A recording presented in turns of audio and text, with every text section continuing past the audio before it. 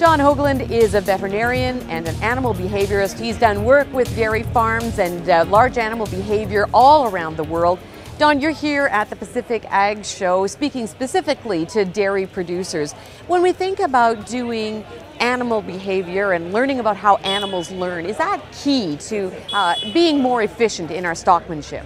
Almost all applied behavior is about understanding how animals learn and then applying safe, efficient methods, human presence and action at the appropriate time and angle in order to induce an animal to go in the direction you want them to do, or in fact stop when you want them to stop. If we can accomplish that, can we become more efficient in handling animals? If we can learn how animals learn, that's the touchstone for how we move forward in creating a hospitable, calm environment for animals. The dairy is a particularly good place to teach animal behavior because we have animals that are handled a lot versus, let's say, some range cattle where we have to get closer and it's a little more difficult for the beef cattle, but we can train beef cattle just the same as any other livestock animal, including horses.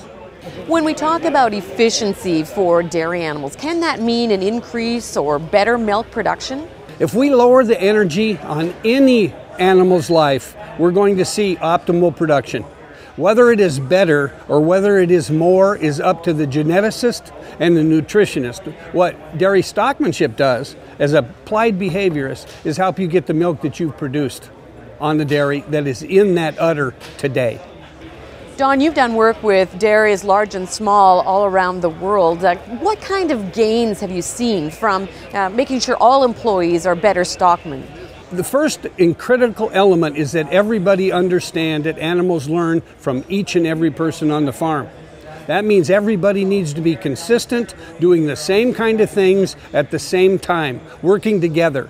If we don't, we create conflict behaviors in animals. So point is this, be sure that everybody is stimulating the animals the same way and reducing the stimulus at the same time.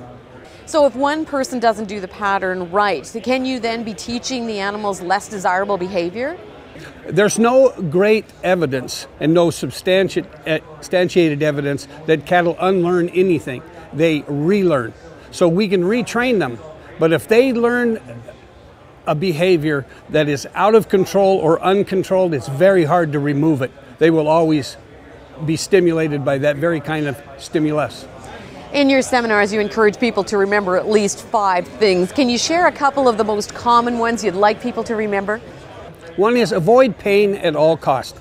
If your animals are limping, remove that pain if at all possible before they get to the parlor or before their parlor age, milking cows. Avoid pain at all costs and avoid startling them at all costs. Both of those cause adrenaline production, and that reduces oxytocin, that reduces milk letdown, and that causes vasoconstriction in the udder.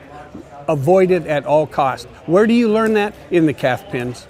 So what are a couple of the keys in terms of our presence around the animals to make it less stressful?